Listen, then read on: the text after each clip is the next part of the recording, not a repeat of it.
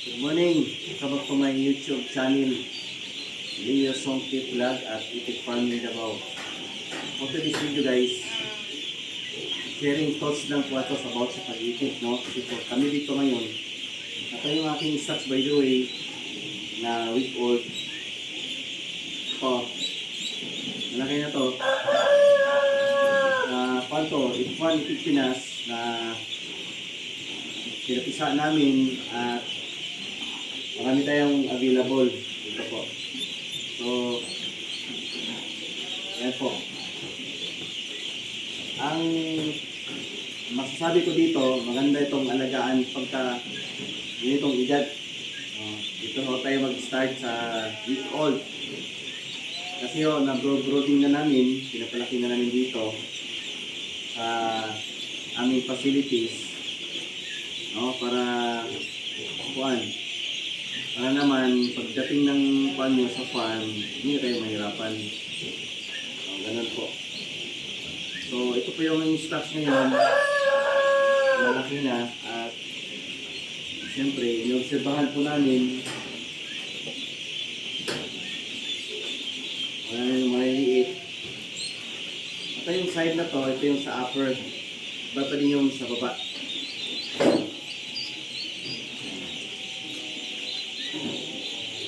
Iba din yung sa baba.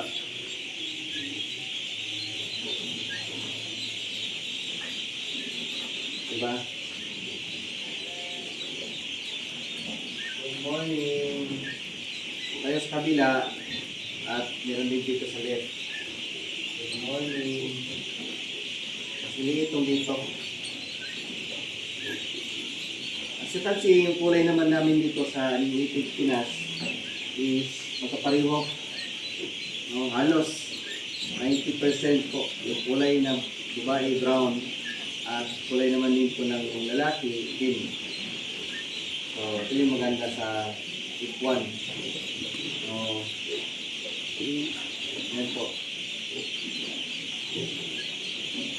Good morning. Sige na.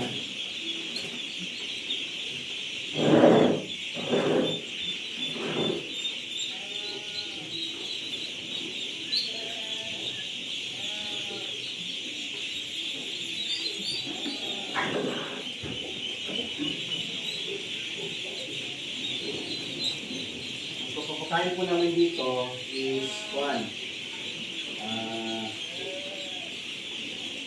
times a day. So, 1 kasawa po. Minsan 3 times a day.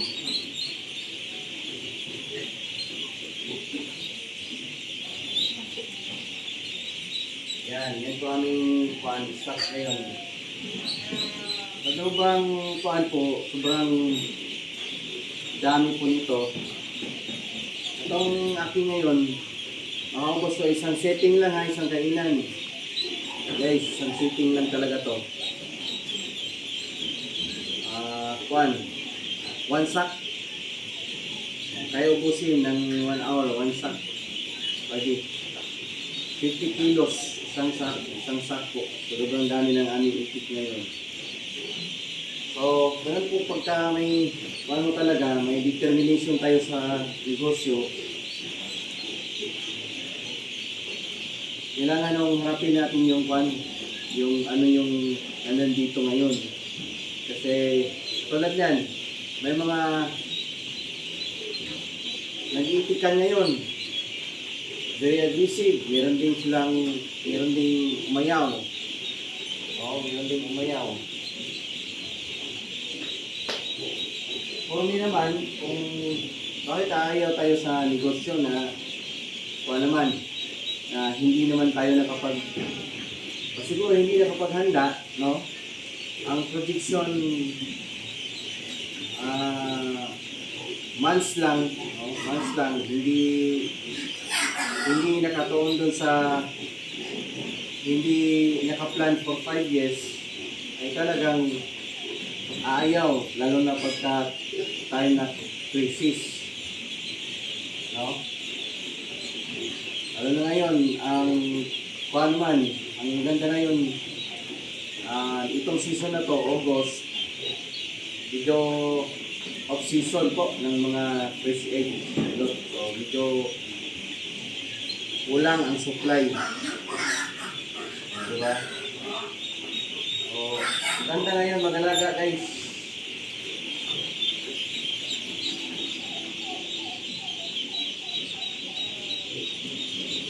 Morning. Dito naman. Sabihan naman. Dito naman. Yan. Yan po. Ganun po sila kagandang tingnan. Manageable lang po talaga kung mag-start lang po tayo ng kahit pagpalagay natin 300 every 2 months. Every 2 months, 300. Pwede na. Unahin natin yung market, no? Yung bibili ng panyo ba? Yung bibili ng product natin sa area nyo. Yung may magbabalot. Importante po talaga yun. Yung pagdating ng panahon, hindi tayo iiwan. No? Yan po yung tunay na ganyan po ang tunay na kaibigan. Kaibigan sa negosyo. Yan. Kami tayong stocks. So, kami ho sa production team, aming hatchery, Itik Pinas, ay hindi ho kami nagpapisa ng pateros, limited. Hindi rin kami nagpapisa ng F2. So, yun yung guarantee po namin sa inyo po. Kaya, kung aming itik, meron hong, tulad yan, may kulay itim, pero I'm not saying na hindi yun F1. F1 po lahat yun. So, kasi po sa breeding facility po namin, ay meron mo talagang lalabas yan na itim. No? Kaya, minsan, inalog na namin yung mga kulay itim. Pero, 5% maybe sa whole production ng aming stocks na kulay, gano'n. So, sa pag-intake ko, hindi po siya madali. Hindi siya madali ho na after 6 months, maka-ROI ka na. Hindi po gano'n. After 1 year, hindi po gano'n. Kailangan po talaga ng years po bago ho tayo makita natin yung ROI. Kasi po yung stocks natin, yung pinaka-income natin dito, kailangan mo pang ibalik. Ibalik mo dun sa pangalawang tawag yan, yung batch niya. Bago tayong sa akin na nga, sa aking mga sinuplayan, pagka hanggang isa lang cycle, hanggang 1 cycle lang ho, ay hindi na sila makapagpatuloy pa. Ay isa lang yung target nila. Pero kung kunin mo yung lahat, yung 4 na cycle ho, hanggang mag-molting, at saka tayo magdadagdag. Mag-quarters yan eh. Yun yung talagang established na kayo. No? At least yung 4 quarters, for example, mag-start kayo ng 500. Okay, after 4 months, another 400 naman. Meaning, every quarter po. So, yun yung inventory nyo. Kailangan ho may inventory klaro ho for at least for 2 years. Kung saan nyo, kung saan po magkakal yung pinakaunang batch po. Kailangan ho talaga may tawag dyan, may program. Program po ang dapat yung ating itik.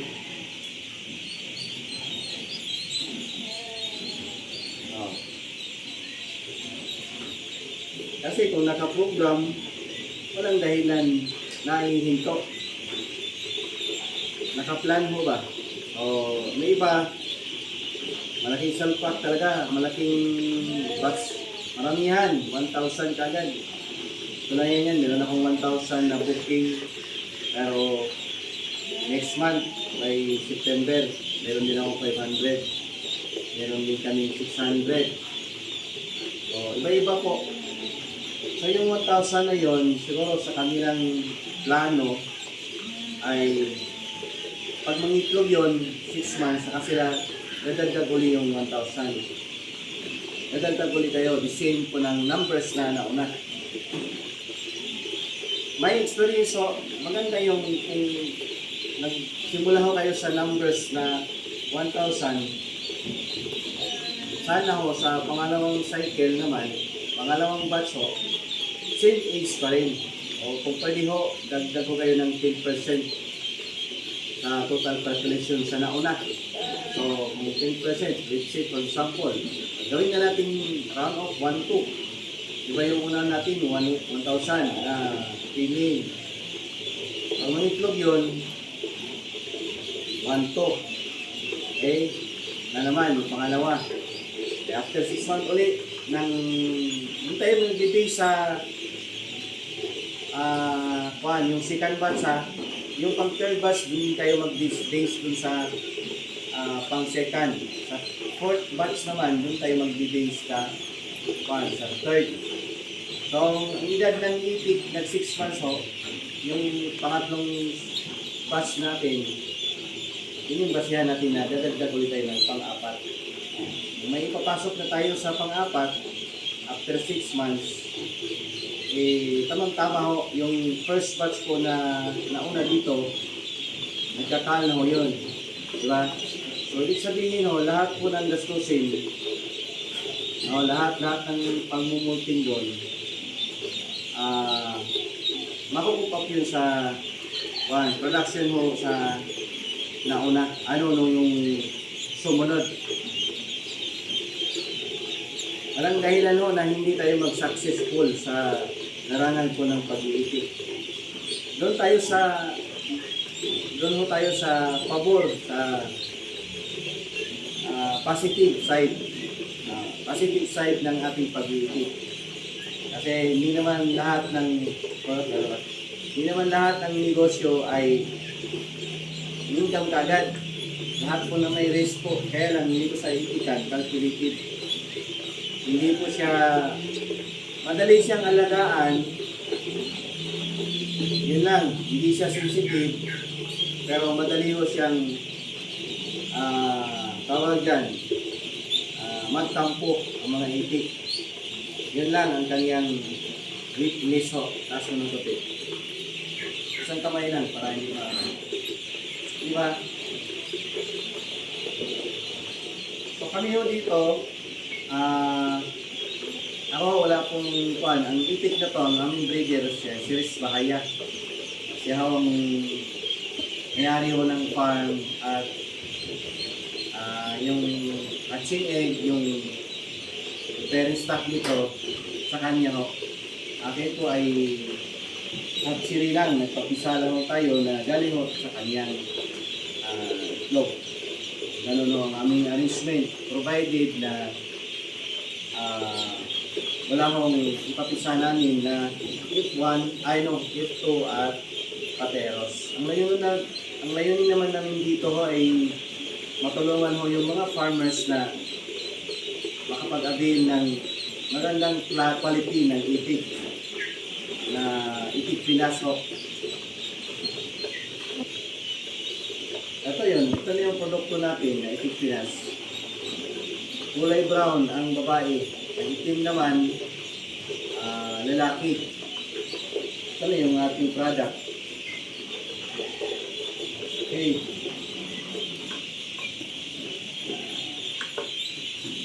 So, laki na talaga guys. O, tingnan o. Siguro nasa ako na to 250 grams. Yan. Yan ang aming pan. Discuss ko rin. Ating pan na namin before, yung di-old pa lang, unlimited ho yung pakain namin. No, unlimited ho. Pero habang lumalaki, week-old, kasi ho na may mga nag-request ho talaga na gusto nila yung week-old. Habang lumalaki, 3 times a day na lang kami nagpapakain. Yan.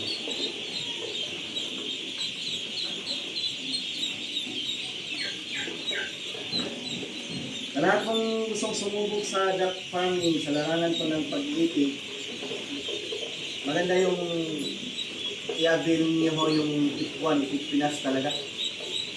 Maganda talaga po ng production. Number 1, hindi ho kayo mapapaya dun sa sizing ng itlog. At terms naman sa productivity, yung lifespan, mas lamang din po yung itik Pinas. No? Lalo na pagka i-full frame nyo ito. Ito yung ating itik Pinas. Tapos itong itik na to guys, again, ito ko yung sa Davao. Davao Production to, our very own one. Popular ngayon na city, Davao. Ayan.